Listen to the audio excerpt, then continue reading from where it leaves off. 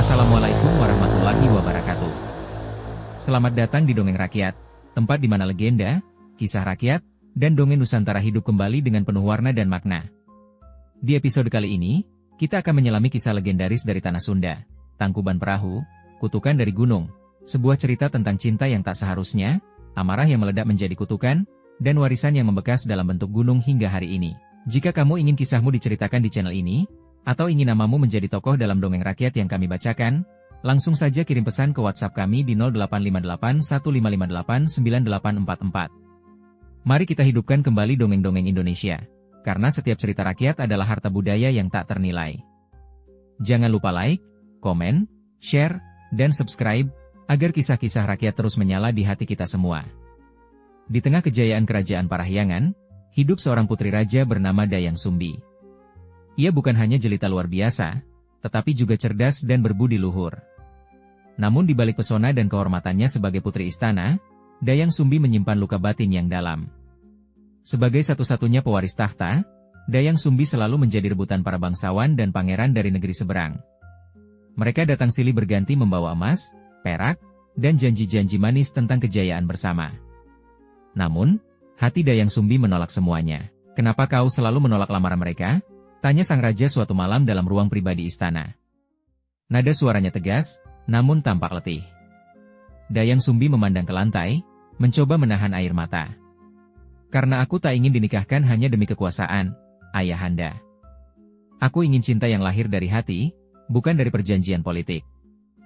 "Kerajaan ini butuh penerus, Sumbi," ujar sang raja keras. "Bukan dongeng cinta yang kau baca dalam kitab-kitab kuno. Tapi aku bukan boneka kerajaan." Cekcok itu menjadi puncak dari pertentangan panjang. Malam itu, Dayang Sumbi memutuskan meninggalkan istana.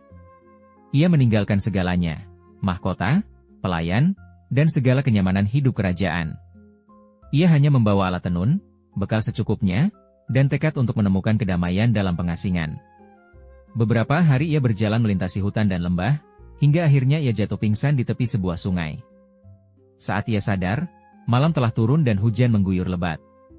Ia menggigil di bawah pohon, tubuhnya lemah. Tiba-tiba, dari balik semak-semak, muncul seekor anjing berbulu coklat kemerahan. Mata hewan itu bersinar lembut di kegelapan, dan tanpa suara, ia mendekat lalu duduk di samping sang putri, memberikan kehangatan dengan tubuhnya. Dayang Sumbi yang lemas sempat bergumam, "Kau dari mana?" Anjing itu tidak menjawab, tentu saja. Tapi ia menjilati tangan Dayang Sumbi, seolah berkata bahwa ia datang untuk melindunginya. Keesokan paginya, Dayang Sumbi bangun dan mendapati tubuhnya masih utuh dan hangat, berkat anjing itu. Sejak saat itu, ia memutuskan memeliharanya. "Aku akan memanggilmu Tumang," katanya sambil mengelus kepala hewan itu. "Kau satu-satunya yang menemaniku sekarang. Kita akan hidup bersama di sini, di dunia yang jauh dari istana dan segala kebisingannya." Yang tidak diketahui Dayang Sumbi, Tumang bukanlah anjing biasa. Ia adalah jelmaan dewa penjaga hutan yang dikutuk turun ke bumi karena membangkang pada aturan langit. Atas titah para dewa, Tumang diutus untuk menjaga Dayang Sumbi, sang perempuan pilihan yang kelak menjadi pusat takdir antara dunia manusia dan kahyangan. Tahun-tahun berlalu. Dayang Sumbi membangun gubuk dari kayu, menanam tanaman pangan, dan hidup dari alam. Ia mengisi hari-harinya dengan menenun kain, mengumpulkan buah-buahan, dan berbicara dengan hewan-hewan hutan. Tumang selalu setia, mengikuti kemanapun ia pergi. Kadang saat ia duduk sendiri di malam hari, Dayang Sumbi berkata lirih pada Tumang, "Jika saja kau bisa bicara, mungkin aku tak akan kesepian seperti ini." Tumang hanya menatapnya dengan mata yang dalam, seolah memahami kesedihan tuannya. Malam itu, langit bersih tanpa awan. Bulan purnama menggantung tinggi dan terang. Angin berembus lembut, membawa aroma tanah dan dedaunan. Di ambang gubuknya, Dayang Sumbi duduk berselimut kain, menatap bulan sambil memeluk lutut. "Aku rindu rumah, tapi aku lebih rindu seseorang.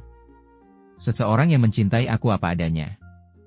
Bukan karena darah biru atau wajahku." Tumang duduk di dekatnya, membungkuk pelan, lalu meletakkan kepalanya di paha Dayang Sumbi. Perasaan hangat mengalir di dada sang putri.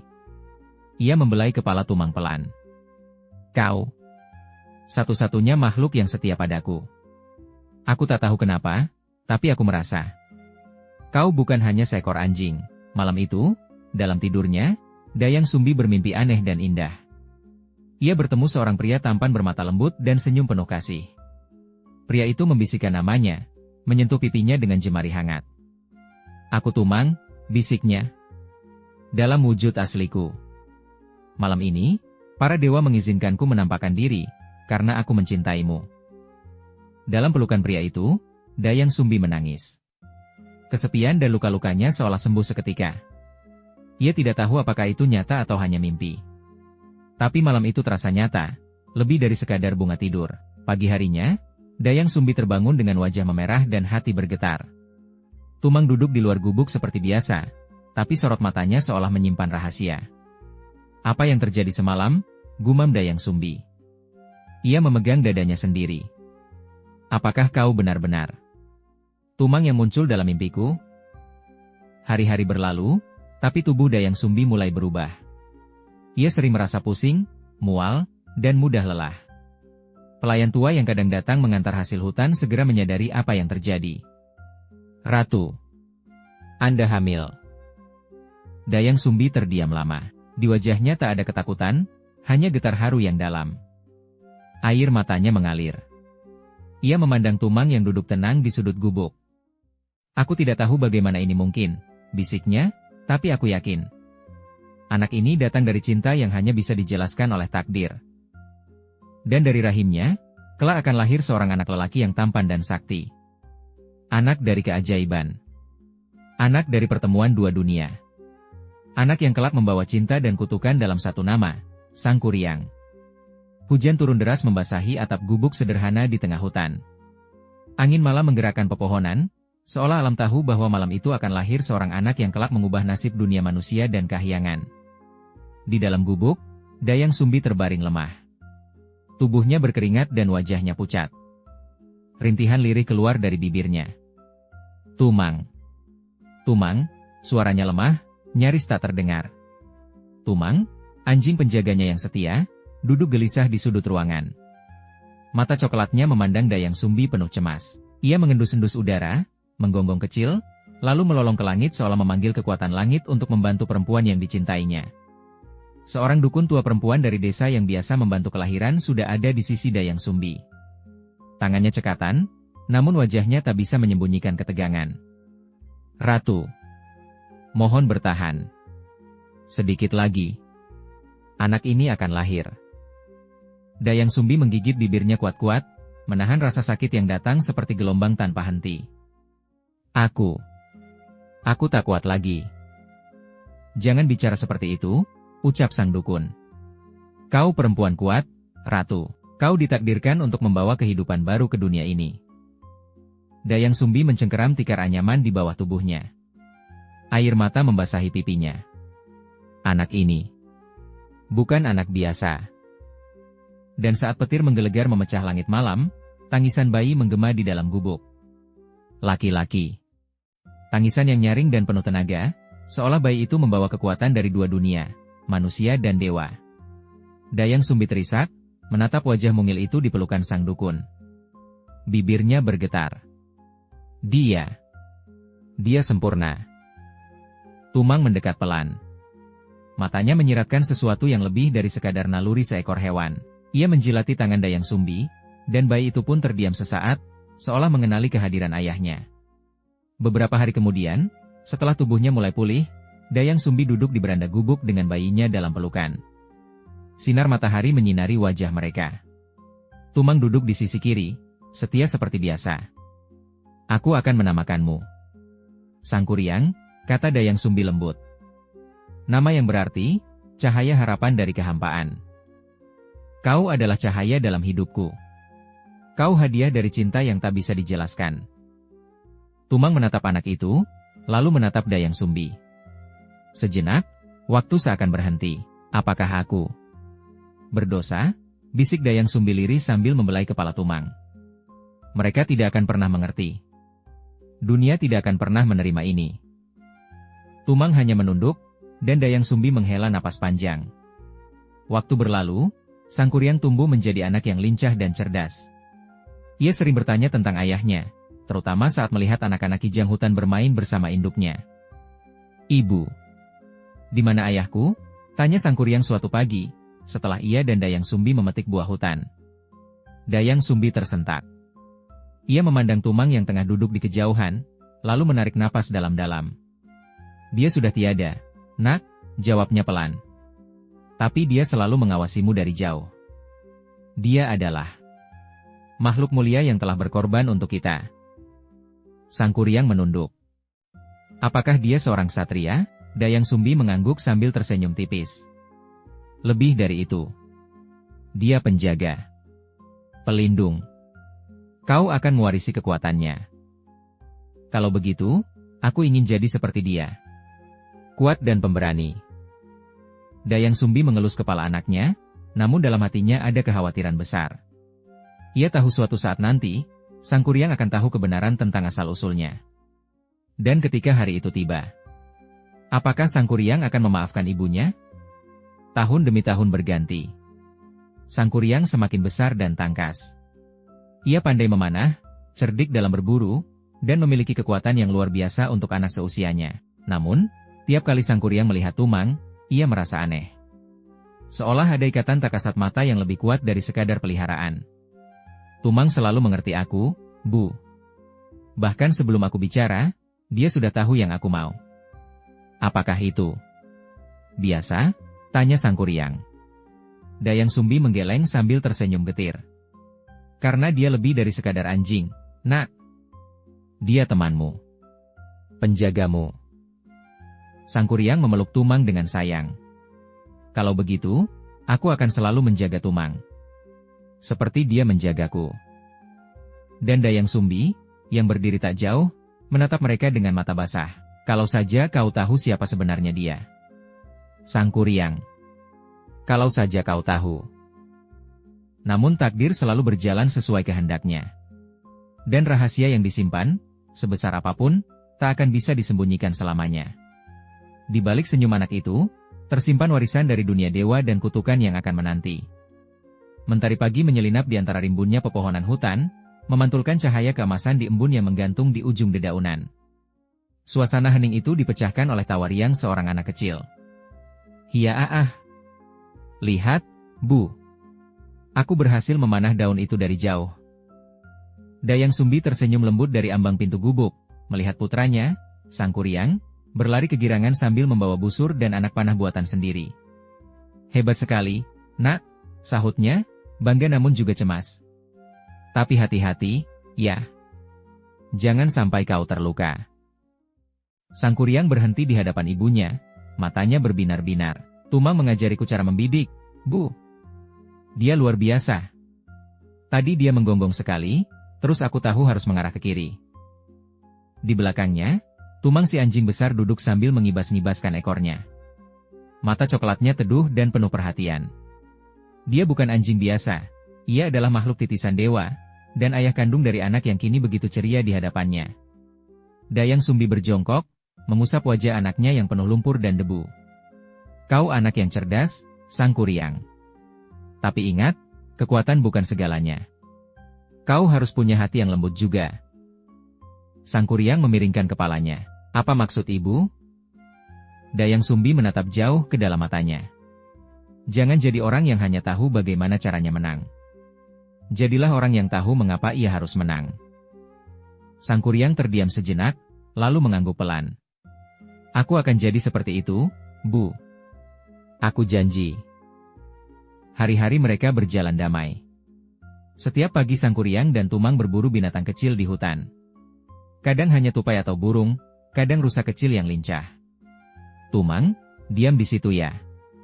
Aku mau coba teknik baru," bisik Sang Kuryang sambil bersembunyi di balik semak. Tumang hanya menggonggong pelan sebagai tanda setuju. Tiba-tiba seekor kijang muncul di celah pohon. Sang Kuryang menarik napas, menarik tali busurnya perlahan. Teng! Anak panah melesat, tapi meleset jauh dari target. Kijang itu melompat dan menghilang di antara pepohonan. Arg! Sang Kuryang menjatuhkan busurnya. "Aku gagal lagi. Tumang, kenapa kau diam saja tadi? Kenapa tidak bantu mengepungnya?" Tumang hanya menunduk. Ia menggonggong pelan, seolah mencoba menjelaskan, tapi Sang Kuryang sudah terlanjur marah. Semua juga salahmu. Kau cuma anjing malas, serunya, memungut batu kecil dan melemparkannya ke arah Tumang. Tumang tidak bergerak, menerima batu itu tanpa mengelak. Melihat itu, kemarahan Sang Kuryang mulai surut, digantikan rasa bersalah. Maafkan aku, Tumang, katanya lirih. Tumang menjilat tangan Sang Kuryang, seolah berkata, aku tidak marah. Aku mengerti. Sore harinya, Sang Kuryang duduk di pangkuan ibunya. Mereka menatap cahaya senja yang menyusup di sela pepohonan. Bu, ujar Sang Kuryang perlahan. Tadi aku marahi Tumang. Dayang Sumbi menoleh dengan lembut. Kenapa? Aku gagal berburu. Aku kesal. Tapi dia tidak marah. Dia malah tetap baik padaku. Karena dia mencintaimu, jawab Dayang Sumbi sambil membelai rambut anaknya. Cinta yang sesungguhnya tidak mudah hilang hanya karena satu kesalahan. Sang Kuryang mendongak. Seperti cinta ibu ke ayah? Jantung Dayang Sumbi mencelos. Ia menatap langit, menyembunyikan air mata yang menggenang di sudut matanya. Iya, nak. Seperti itu. Malamnya, Dayang Sumbi duduk sendiri di depan perapian. Tumang duduk di sampingnya. Ia mengelus kepala Tumang dengan tangan gemetar. Anak kita tumbuh semakin besar. Aku takut, Tumang. Aku takut suatu saat dia tahu siapa dirimu sebenarnya. Dan membenciku karena merahasiakannya. Tumang menggesekkan kepalanya ke tangan Dayang Sumbi, penuh kasih. Haruskah aku ceritakan semuanya padanya? Bisiknya lirih. Atau biarkan waktu yang mengungkap segalanya? Tumang tidak menjawab. Ia hanya menatap ke dalam api. Sama seperti Dayang Sumbi. Dalam diam, keduanya tahu masa kecil yang bahagia ini tak akan berlangsung selamanya. Tapi malam itu, di tengah heningnya hutan dan hangatnya api, satu hal masih utuh. Cinta antara ibu, anak, dan sang pelindung yang diam. Fajar menyingsing di atas hutan yang perlahan diselimuti kabut tipis. Sang Kuryang bangun lebih awal dari biasanya, mengenakan busur dan membawa anak panah yang diasahnya semalam. Hari ini, ia bertekad memburu rusa besar yang selama ini lolos darinya. Tumang. Ayo, panggilnya dengan semangat. Tumang bangkit perlahan dari sudut gubuk. Matanya teduh, tapi seolah menyimpan firasat buruk. Ia menggonggong pelan, lalu mengikuti Sang Kuryang ke dalam hutan yang masih dingin oleh embun pagi. Dayang Sumbi, dari balik jendela, memandangi kepergian mereka. Ia hendak memanggil, namun lidahnya keluh. Hatinya terasa tidak enak sejak semalam, tapi ia tak ingin mencemaskan Sang Kuryang terlalu sering. Semoga tidak terjadi apa-apa, bisiknya pelan. Di dalam hutan, Sang Kuryang menyusuri jejak kaki rusa yang segar. Ia berjongkok, menyentuh tanah, lalu tersenyum puas. Ini rusa besar, Tumang. Aku akan tunjukkan pada ibu bahwa aku bisa menangkapnya sendiri. Tumang menggonggong pelan, seolah memperingatkan. Kenapa kau takut? Kau kan biasanya membantuku, tanya Sang Kuryang heran. Tumang. Jangan pengecut. Tumang menatap mata Sang Kuryang, lalu menunduk. Ia tahu rusa yang diincar Sang Kuryang adalah jelmaan makhluk halus pelindung hutan, rusa yang tak boleh disentuh oleh manusia. Tapi ia tak bisa menjelaskan itu. Tak bisa bicara. Ia hanya seekor anjing di mata anaknya sendiri. Baiklah, kalau kau tak mau bantu, aku akan berburu sendiri, bentak Sang Kuryang kesal, lalu berlari masuk ke dalam semak belukar. Ia bersembunyi di balik batu, menarik busurnya, dan menunggu. Lalu ia melihat siluet rusa itu, indah, gagah, dan agung berdiri di antara kabut. Jantungnya berdetak kencang. Ia menarik napas dalam-dalam. Teng, anak panah melesat, tapi rusa itu melompat dan menghilang di balik pepohonan. Sang Kuryang mengumpat keras. Arg! Selalu saja begitu. Kenapa kau tak bantu aku, Tumang? Tumang muncul dari balik semak, mendekati Sang Kuryang dengan perlahan. Tapi amarah sang anak sudah membara. Kau tidak berguna, Tumang. Hanya duduk. Hanya menggonggong. Bahkan seekor kijang kecil pun tak bisa kau kejar. Sang Kuryang mencabut panah kedua. Mata anak remaja itu memerah oleh rasa kecewa, marah, dan harga diri yang tersinggung. Kalau begitu, Untuk apa aku pelihara kau? Tanpa berpikir panjang, ia mengarahkan panah itu. Teng! Tumang menggonggong keras. Anak panah menancap di dadanya. Ia terjatuh, tubuhnya menggigil. Mata coklatnya menatap Sang Kuryang. Bukan dengan marah, tapi dengan kesedihan yang dalam. Seolah berkata, "Mengapa, anakku?" Sang Kuryang terdiam. Tumang mencoba merangkak mendekati Sang Kuryang. Namun tenaganya habis. Ia ambruk, lalu diam tak bergerak. Dunia terasa hening. Angin berhenti. Burung-burung terdiam. Sang Kuryang mendekat, lututnya lemas. "Tumang. Tumang. Bangun. Ayo bangun. Aku cuma marah. Aku tak sungguh-sungguh." Ia memeluk tubuh Tumang yang hangatnya perlahan menghilang. "Tumang. Maafkan aku." Sore itu, Sang Kuryang pulang dengan langkah gontai. Ia menyeret bangkai Tumang, berlumuran lumpur dan darah. Dayang Sumbi yang sedang menumbuk padi, berhenti ketika melihat anaknya datang. Sang Kuryang. "Tumang. Mana Tumang?" Lalu matanya tertumbuk pada sosok yang diseret anaknya. Ia menjatuhkan alu kayunya. "Tumang?" Sang Kuryang menangis, tersungkur di kaki ibunya. "Ibu. Aku tidak sengaja. Aku marah. Dia tak mau bantu aku. Aku panah dia. Aku tak tahu kenapa aku melakukannya." Wajah Dayang Sumbi memucat. Tubuhnya gemetar. Tapi bukan karena kematian Tumang, melainkan karena satu hal. Kebenaran. "Kau membunuhnya?" teriak Dayang Sumbi dengan suara retak. Sang Kuryang menatap ibunya dengan bingung. Aku minta maaf. Dia hanya anjing, Bu. Aku tak tahu." Tangan Dayang Sumbi menampar pipi anaknya dengan keras. "Dia bukan hanya anjing. Dia ayahmu, Sang Kuryang." Dunia Sang Kuryang runtuh seketika. Apa?" Suaranya nyaris tak terdengar. "Tumang adalah titisan dewa. Ia dikutuk menjadi anjing untuk melindungi kita. Aku. Dia ayah kandungmu, Sang Kuryang." Anak itu membeku. Matanya melotot. Suara ibunya menggema dalam kepalanya, memukul hatinya berkali-kali. Nafasnya tercekat. "Tidak. Itu tidak mungkin. Aku membunuh ayahku sendiri." Ia mundur perlahan, tubuhnya gemetar. Dayang Sumbi menatap anaknya dengan amarah dan kepedihan yang bertarung di matanya. "Pergilah dari sini. Sebelum kutampar lagi. Aku tak sanggup melihatmu." Sang Kuryang mundur selangkah lagi. "Bu. Ibu. Pergi." Sang Kuryang berlari. Menembus hutan. Air matanya mengalir deras. Dunia telah hancur baginya. Di balik gubuk, Dayang Sumbi jatuh terduduk, memeluk tubuh Tumang yang tak bernyawa. Ia menjerit pilu. "Wah! Tumang. Maafkan aku. Aku tak bisa menjaga dia."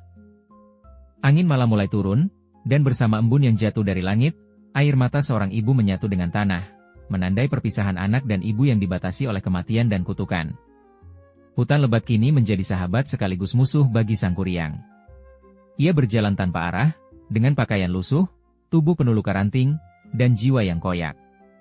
Hatinya bergetar setiap kali mengingat wajah ibunya yang penuh amarah dan luka. Lebih dari itu, wajah Tumang, ayah yang dibunuhnya sendiri, menghantui setiap langkahnya. "Kenapa? Kenapa harus aku?" gumamnya lirih, menatap langit senja yang muram. "Ayah. Maafkan aku." Ia tidur di bawah pohon besar malam itu, menggigil ditemani angin yang menyusup ke tulang. Tangannya memeluk dirinya sendiri, namun dingin tak juga pergi. Yang datang justru mimpi buruk, jeritan Tumang, tangisan Dayang Sumbi, dan darah yang tak pernah kering di ujung panah. Pagi harinya, ia terus berjalan.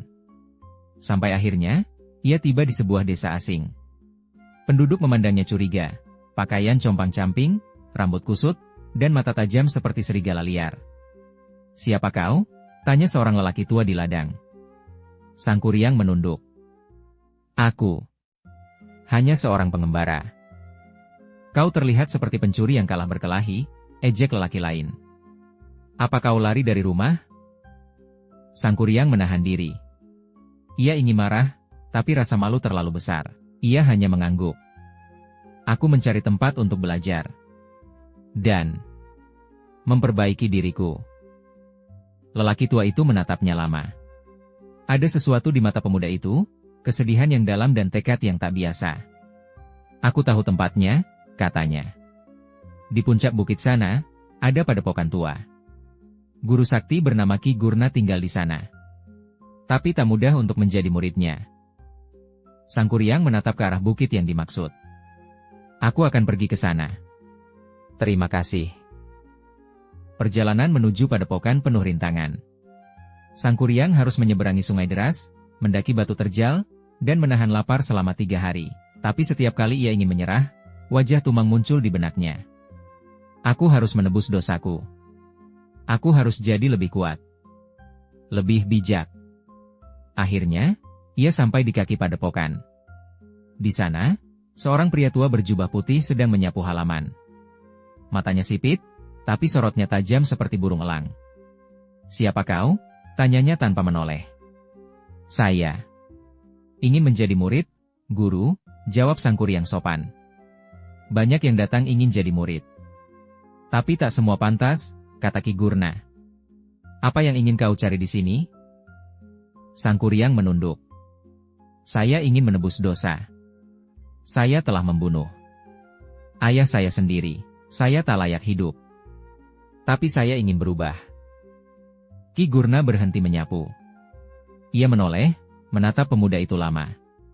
Lalu ia berkata, jika kau benar-benar ingin berubah, maka bersihkan tempat ini, pelajari setiap rumput dan tanahnya, dan jangan tanya kapan kau akan aku ajari. Latih dirimu dari bawah. Tanpa ragu, Sangkuriang mengangguk. Saya bersedia. Tahun demi tahun berlalu. Sangkuriang bekerja keras tanpa mengeluh. Ia membawa air dari sungai, menebang kayu, menyapu lantai, bahkan menggiling beras. Tapi setiap malam, setelah semua pekerjaan selesai, ia melatih dirinya sendiri, berlari mengelilingi bukit, memanah pohon dari kejauhan, dan bermeditasi di bawah air terjun. Ki Gurna memperhatikannya dari jauh. Dalam hati, ia kagum pada tekad pemuda ini. Sangkuriang, panggilnya suatu malam. Mulai besok, kau akan belajar ilmu bela diri, kesaktian, dan ilmu kebatinan. Sangkuriang terkejut. Benarkah, guru, karena kau tidak hanya kuat fisik, tapi kuat hati. Kau telah menaklukkan musuh terbesarmu, dirimu sendiri. Tahun demi tahun berlalu. Sangkuriang tumbuh menjadi lelaki dewasa yang gagah, penuh harisma, dan memiliki kesaktian yang luar biasa. Ia mampu melesat seperti angin, menumbangkan pohon dengan satu tendangan, dan melihat dalam gelap seperti kucing malam. Tapi ia tetap rendah hati, karena luka di hatinya belum pernah sembuh. Guru, katanya suatu hari. Bolehkah saya pergi? Ki Gurna menatapnya lembut. Kau ingin kembali ke masa lalu, bukan? Sangkuriang mengangguk. Saya ingin menebus semuanya. Meski mungkin ibu tak akan memaafkan saya. Ki Gurna menepuk pundaknya. Pergilah, Sangkuriang. Kau bukan pemuda yang dulu lagi. Kau sudah menjadi pria sejati. Dengan jubah abu-abu dan busur di punggungnya, Sangkuriang melangkah meninggalkan padepokan. Langkahnya mantap, tapi hatinya gemetar. Ia tak tahu apa yang menantinya di kampung halaman. Tapi ia tahu satu hal, ia harus menghadapinya. Apapun yang terjadi. Kabut pagi menyelimuti hutan yang pernah menjadi saksi luka hati Dayang Sumbi dan Sangkuriang. Pohon-pohon menjulang diam, seolah menahan napas, menanti pertemuan yang takdir telah tuliskan. Langkah kaki Sangkuriang perlahan menjejak tanah kampung halamannya. Banyak yang berubah, rumah-rumah kayu telah lapuk dimakan usia, jalan setapak ditumbuhi rumput liar.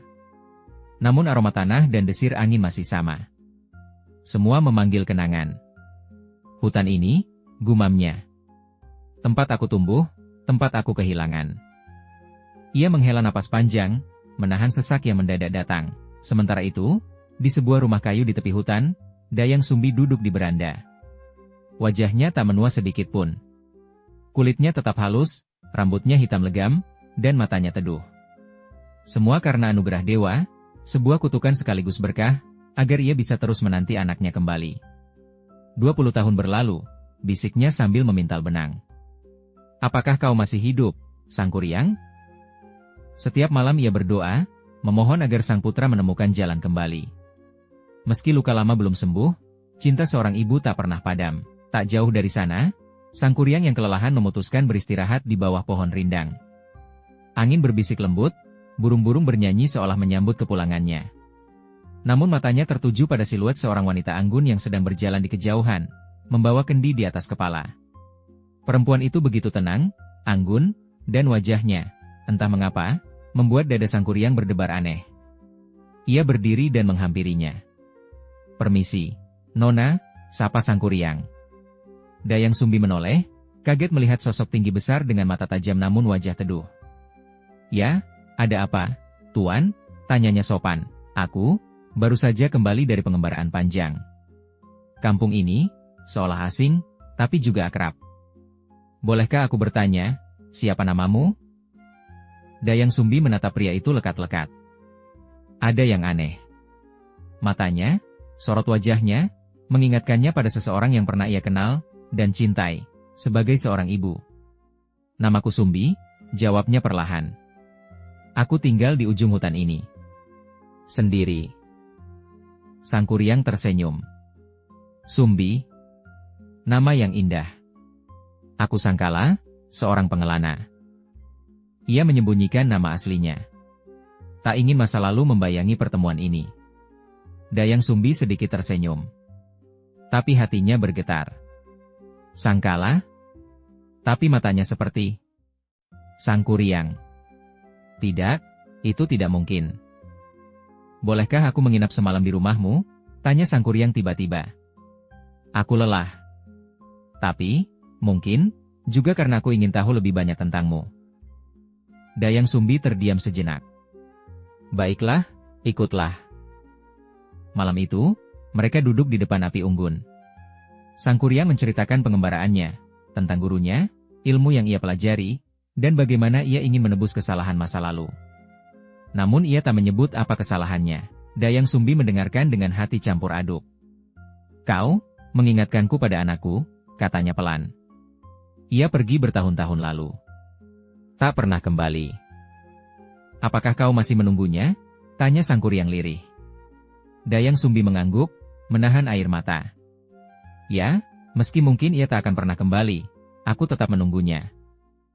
Sang Kuryang menatap api. Ia ingin berkata jujur. Tapi lidahnya keluh. Ia tidak tahu, apakah ini takdir atau hukuman? Ia jatuh cinta pada wanita yang menenangkan hatinya. Tapi apakah mungkin, dia adalah? Hari-hari berlalu, dan kebersamaan mereka semakin dekat. Sang Kuryang membantu di ladang, memperbaiki rumah, dan terkadang duduk bersama Dayang Sumbi di tepi danau sambil memandangi langit senja. Namun setiap senyum Dayang Sumbi membuat hatinya bergetar. Ia ingin mencintai wanita ini, tapi suara hati kecilnya terus berbisik, "Dia ibumu." Sementara itu, Dayang Sumbi mulai merasa ada kejanggalan. Bekas luka kecil di pelipis kiri pria itu. Posisi, bentuknya, sama seperti luka yang dulu ia berikan pada Sang Kuryang kecil saat mengusirnya. Dan pada suatu malam, saat bulan purnama bersinar terang, Dayang Sumbi tak tahan lagi. "Siapa kau sebenarnya?" bisiknya sambil menatap mata pria itu. Sang Kuryang diam. "Aku, hanya seorang yang ingin menebus kesalahan masa lalu." "Apakah namamu?" "Sang Kuryang?" Sang Kuryang tercekat. "Bagaimana kau tahu?" Dayang Sumbi mundur satu langkah. Wajahnya pucat. "Karena, aku adalah ibumu." Angin berhenti. Daun-daun berguguran. Dunia seakan membeku. Sang Kuryang menatap wanita itu dengan mata membelalak. Tidak mungkin." Tangisan mereka pecah malam itu, menggetarkan langit dan tanah. Pertemuan yang dirajut takdir, kini berubah menjadi simpul tak terurai. Malam itu menjadi saksi pertemuan dua hati yang dipisahkan waktu dan disatukan oleh rahasia yang tak terungkap. Dayang Sumbi duduk di bel-bel bambu, matanya bengkak, wajahnya pucat.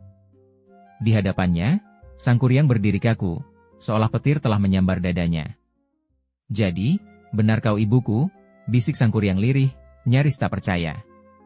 Dayang Sumbi mengangguk perlahan, air matanya kembali jatuh. "Aku tahu ini sulit diterima. Tapi luka di kepalamu, suaramu, semua tak bisa membohongi hatiku." Sang Kuryang memalingkan wajah. "Aku mencintaimu." Kalimat itu menggantung di udara, mengiris malam. "Aku mencintaimu bukan sebagai ibu, tapi sebagai perempuan yang membuat hatiku tenang, yang membuatku ingin tinggal, ingin hidup kembali," katanya lirih, penuh luka. Dayang Sumbi terisak. "Itulah kenapa Tuhan menjauhkan kita. Karena cinta ini, tak boleh ada, Sang Kuryang. Kita ibu dan anak." "Tapi aku tidak tahu." Sang Kuryang membentak, emosi membuncah. "Sejak kecil aku hidup dalam kebohongan. Aku tak tahu Tumang adalah ayahku. Aku tak tahu siapa aku sebenarnya. Dan ketika aku akhirnya merasa bahagia, semua hancur lagi." Dayang Sumbi menunduk, menggenggam jemarinya yang gemetar. "Aku hanya ingin melindungimu dari luka yang lebih dalam. Tapi tampaknya aku sudah terlalu terlambat." Beberapa hari berlalu. Mereka berdua menjauh, saling menghindar, namun batin mereka tetap terikat. Masyarakat sekitar mulai memperhatikan kedekatan mereka. Dan suatu pagi, kabar mengejutkan pun datang. "Sangkala, Sang Kuryang," kata seorang tetua desa. "Kami mendengar kau hendak menikah dengan Nyi Sumbi." Sang Kuryang menghela napas, lalu mengangguk. "Aku mencintainya." Tetua itu saling pandang dengan warga lain, beberapa bergumam. Tapi karena tak ada yang tahu hubungan darah mereka, tak ada yang bisa menentang dengan pasti. Kabar lamaran menyebar cepat seperti api. Para tetangga mulai menyiapkan upacara, dan para wanita membantu menjahit kain pernikahan. Tapi di dalam hatinya, Dayang Sumbi menjerit. Malam itu, ia menatap bulan dan menangis. "Dewa-dewa Kahyangan, apa yang harus kulakukan?" bisiknya.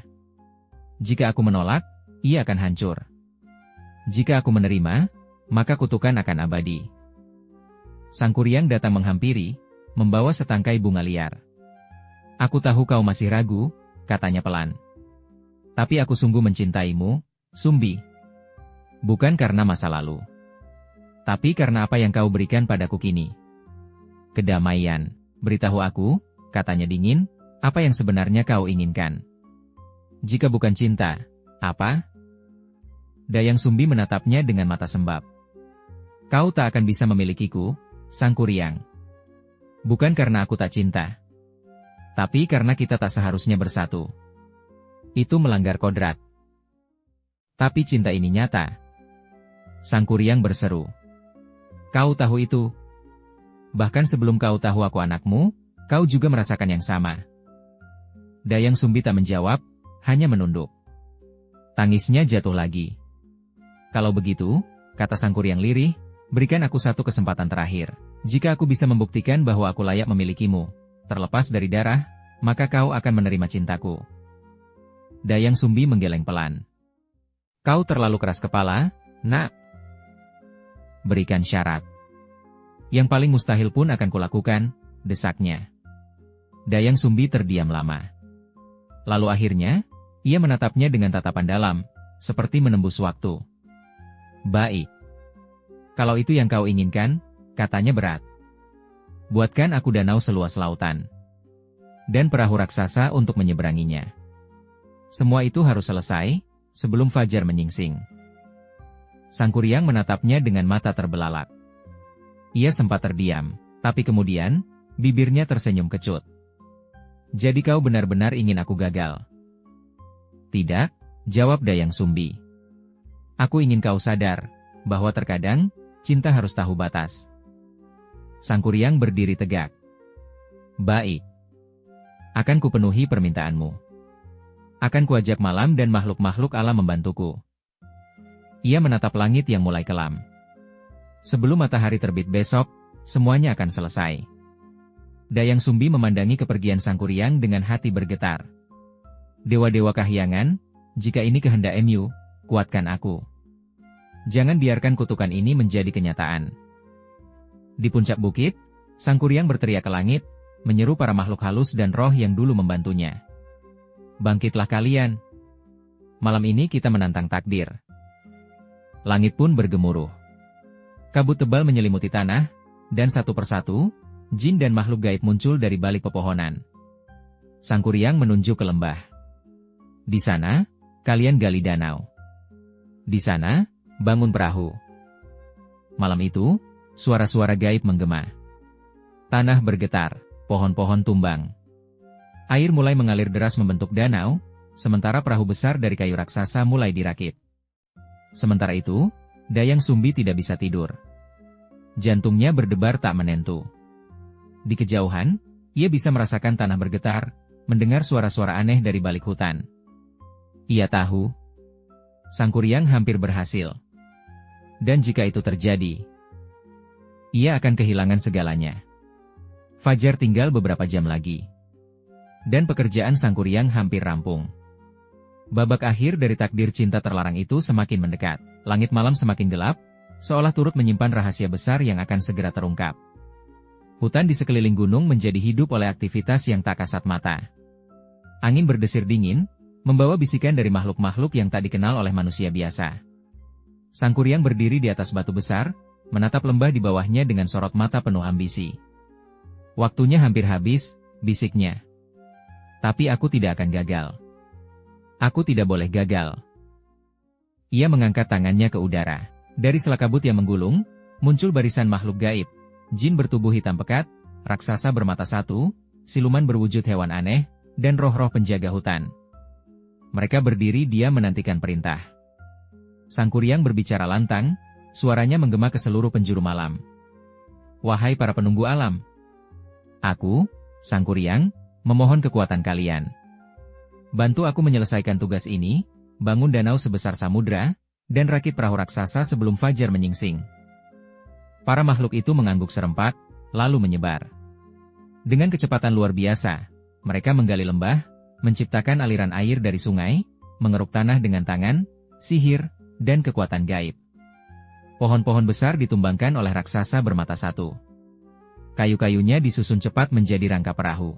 Jin api melelehkan batu-batu untuk membuat sambungan.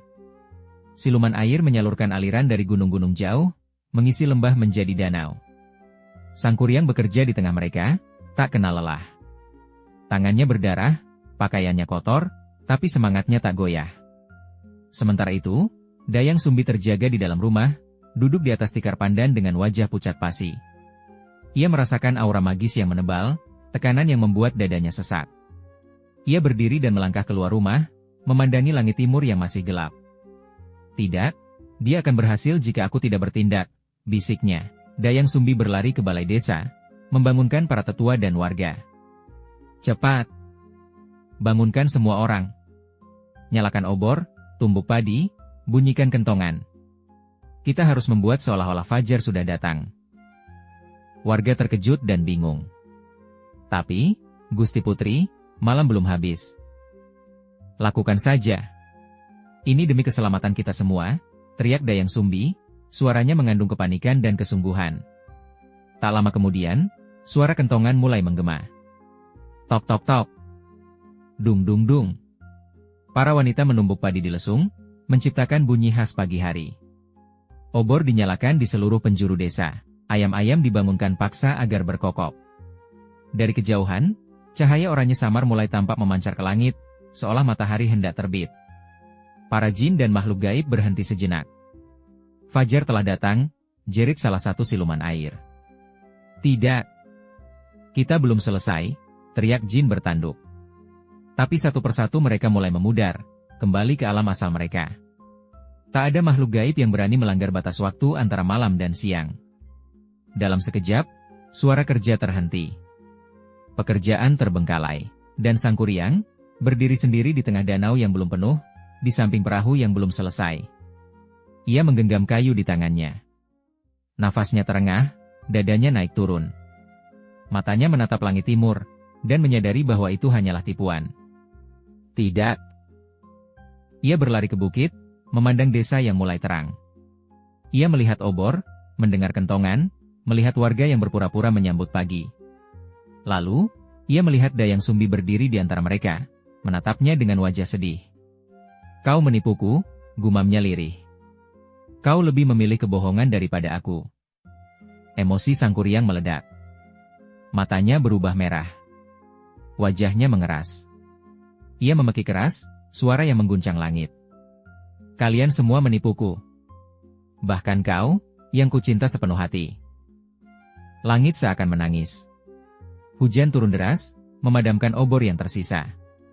Petir menyambar pohon, dan tanah bergetar. Sang Kuryang mengangkat tangan ke langit. "Kalau dunia tak menerima cinta kita, biarlah dunia merasakan kutukanku."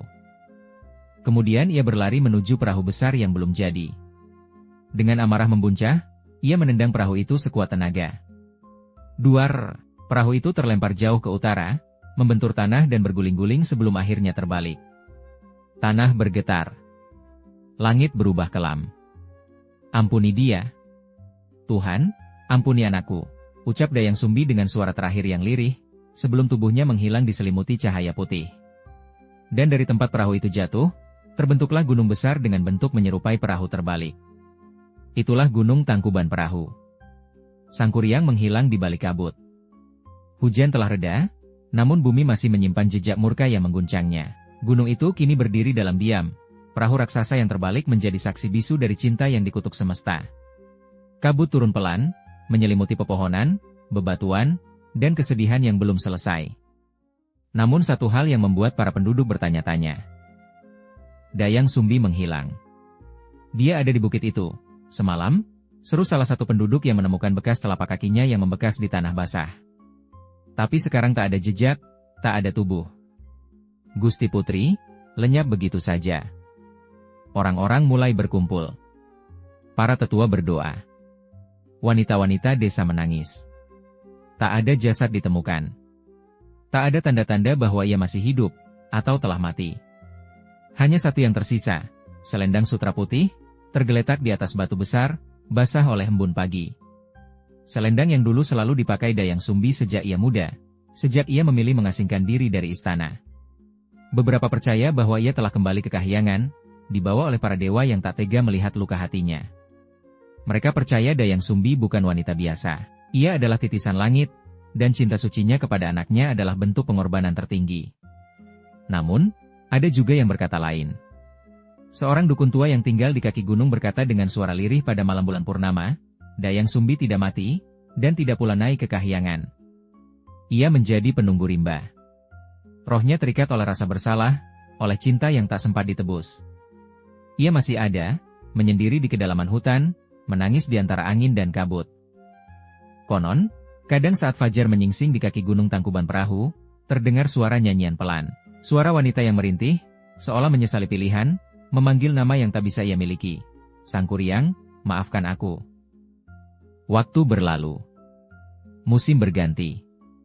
Gunung itu tetap berdiri dengan bentuk anehnya. Anak-anak muda yang penasaran kerap mendaki ke puncaknya. Sebagian mengaku melihat sesosok bayangan wanita dengan selendang putih, berdiri di tepi jurang, menatap ke arah lembah dengan pandangan kosong. Beberapa bahkan mendengar bisikan, cinta tak boleh melawan takdir. Dayang Sumbi, apakah ia telah benar-benar pergi, ataukah ia masih ada di sana, terpenjara dalam kenangan dan kutukan, menunggu waktu untuk dimaafkan? Yang pasti, namanya tak pernah dilupakan. Setiap hembus angin di hutan, setiap kabut di gunung, menyimpan kisahnya. Kisah seorang ibu.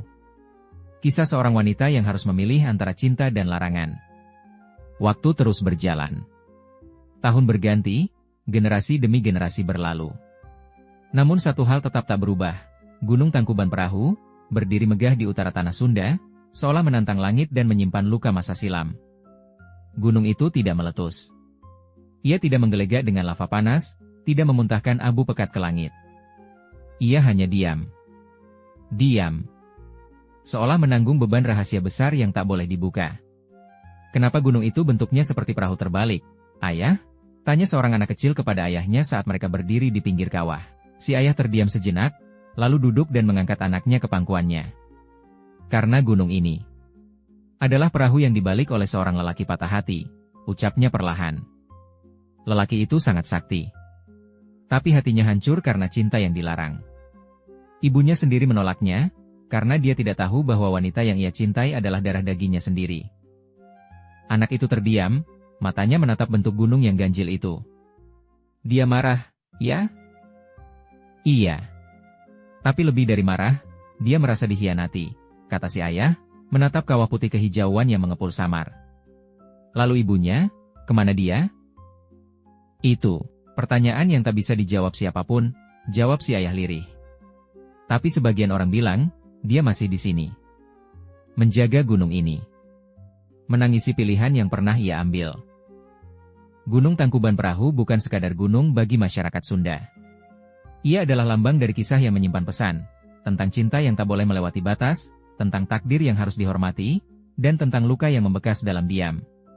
Konon, kadang suara angin di puncak gunung terdengar seperti bisikan, seperti helaan napas seseorang yang sedang merintih. Kadang para pendaki yang bermalam di sana bermimpi tentang seorang wanita berselendang putih dan seorang pemuda berwajah murung. Kadang suara kentongan terdengar di malam sunyi, menggema dari masa lalu. Gunung itu telah menjadi tempat ziarah sunyi. Bukan hanya wisata alam, tapi perjalanan ke dalam jiwa. Siapapun yang mendaki puncaknya akan merasakan aura aneh, campuran kagum dan pilu, seperti sedang menapaki tanah yang menyimpan cerita purba. Ada yang percaya, jika kau berdiri di tepi kawah dan menutup mata, kau bisa mendengar suara Dayang Sumbi memanggil sang kuryang. Ada pula yang yakin, saat kabut terlalu tebal dan cuaca mendadak dingin, itu adalah pertanda bahwa roh-roh masa lalu sedang mengingatkan kita, bahwa cinta, sehebat apapun, harus tunduk pada hukum semesta. Gunung itu tetap diam. Namun diamnya berbicara lebih keras dari teriakan. Diamnya menyampaikan kesedihan yang tak pernah selesai. Diamnya adalah warisan abadi dari sebuah kutukan. Waktu terus berputar. Kerajaan-kerajaan runtuh, desa-desa tumbuh, kota-kota menjulang. Tapi kisah Sang Kuryang dan Dayang Sumbi tetap hidup, diceritakan dari mulut ke mulut, dari kakek kepada cucu, dari guru kepada murid. Gunung Tangkuban Perahu tetap berdiri, sunyi namun penuh makna. Ia tidak sekadar batu dan tanah, tapi sebuah peringatan abadi. Di sebuah sekolah dasar di Bandung, seorang guru tua berdiri di depan kelas. Di tangannya terdapat buku legenda tua, halaman terakhir sudah mulai rapuh. Anak-anak mendengarkan dengan penuh takjub. Sang Kuryang akhirnya menendang perahu itu, anak-anak. Dan perahu itu jatuh dan terbalik menjadi gunung yang kita kenal sekarang, Gunung Tangkuban Perahu. Seorang anak mengangkat tangan. Bu, kenapa Sang Kuryang marah sekali? Guru itu tersenyum lirih, lalu duduk di kursinya. Karena, terkadang cinta dan kebenaran tidak bisa berjalan bersama. Sang Kuryang mencintai seseorang yang tak seharusnya ia cintai. Tapi juga, karena ibunya tak jujur sejak awal. Luka itu menjadi dendam. Dan dendam menjadi kutukan. Anak-anak terdiam. Salah satu dari mereka bertanya lagi, pelan, apakah Sang Kuryang masih ada, Bu? Entahlah, tapi beberapa orang percaya, rohnya masih berkeliaran. Ia berjalan menyusuri hutan, mencari ibunya. Mencari jawaban. Mencari kedamaian. Legenda Sang Kuryang bukan hanya kisah tentang cinta terlarang. Ia adalah cermin, tentang bagaimana keputusan yang kita ambil hari ini bisa meninggalkan jejak panjang hingga ke masa depan. Ia adalah peringatan, bahwa kejujuran lebih penting daripada menghindari rasa sakit sementara. Ia adalah warisan, dari tanah Sunda, untuk seluruh anak bangsa. Setiap kali seseorang naik ke Gunung Tangkuban Perahu, mereka tak hanya melihat bentuk perahu yang terbalik.